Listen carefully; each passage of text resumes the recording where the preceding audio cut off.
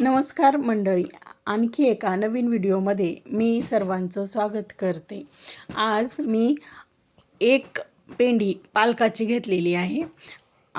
हा पालक मी म्हणजेच त्याचे सगळे पानं मी पाण्यामध्ये स्वच्छ अगोदर धुवून घेतलेले आहेत. अगोदर पानं स्वच्छ धुवून घेतलेत, नंतर मी आता इथं तो पालक चिरायला घेतलेला आहे.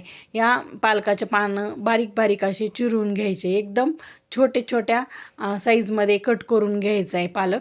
आता माझा सर्व पालक मी इथं चिरून घेतलेला आहे. तो मी आता एका बाऊलमध्ये काढून घेतला आहे. नंतर त्यामध्ये बारीक चिरून घेतलेला कांदा घालायचा आहे. कांदा, एक मोठा कांदा मी बारीक चिरून घेतला होता. त्यानंतर 2 मीडियम साईजचे बटाटे त्याची साल काढून मी खिसून घेतलेले आहेत आणि खिसून ते स्वच्छ पाण्याने धुवून त्यामध्ये घातलेले आहेत. त्यानंतर एक मोठी वाटी भरून मी त्यामध्ये बेसन पीठ घातले आणि 2 ते 3 चमचे मी इथं तांदळाचं पीठ घातले, त्यामुळं कुरकुरीतपणा येतो. नंतर मी इथं हिरवी मिरची, 1 गड्डी लसणाची आणि 2-4 हिरव्या मिरच्या, 1 गड्डी लसणाची आणि थोडेसे जिरे आणि मीठ घालून हे मिक्सरला मी बारीक करून घेतलं होतं.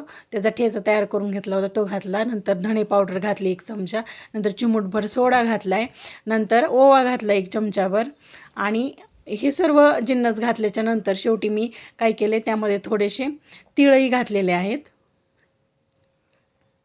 तीळ पण घालून घ्यायचे तर त्यामुळं पण चव टेस्ट छान येते. आणि शेवटी हळद घातलेली आहे मी इथं. आता हे सर्व जिन्नस काय करायचे ते एकत्र मिक्स करून घ्यायचे इथं हाताने, एकदम सगळे एक जीव झाले पाहिजे अशा पद्धतीने मिक्स करून घ्यायचे इथं.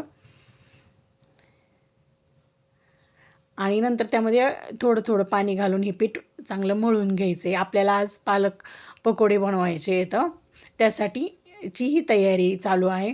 त्यानंतर त्यामध्ये पाणी घालून हे छान असं हे जिन्नस मळून घ्यायचे आहेत सगळे.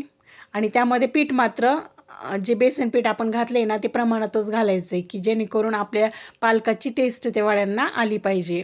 त्यामुळं बेसन पीठचं प्रमाण हे प्रमाणातच घालायचं, जास्त घालायचं नाही. आणि म्हणजे कसं पालक वडे एकदम कुरकुरीत पण होतात. अशा पद्धतीने शेवटी हे पीठ झालेलं आहे. आता गॅसवर इथं कढई मांडून घेतली, त्यामध्ये मी तेल घातले आणि तेल इथं छान असं गरम झालेलं आहे. आपण ह्याच्यामध्ये पकोडे सोडून घेऊ. एक एक करून मी पालकाचे पकोडे पूर्ण तेलामध्ये सोडून घेते. तेल मात्र छान असं गरम झालेलं पाहिजे हे पकोडे सोडताना. आणि तळताना मात्र ते मीडियम गॅसवरच तळायले पाहिजे, कारण का तर आतपर्यंत ते छान तळले गेले पाहिजे.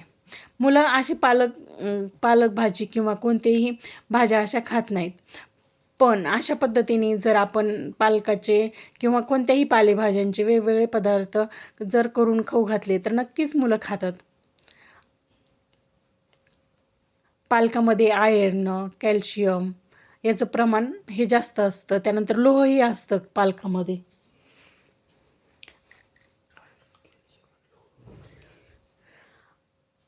त्यानंतर आपली पाचनशक्ती ही सुधारते पालक आहारात असल्यानंतर.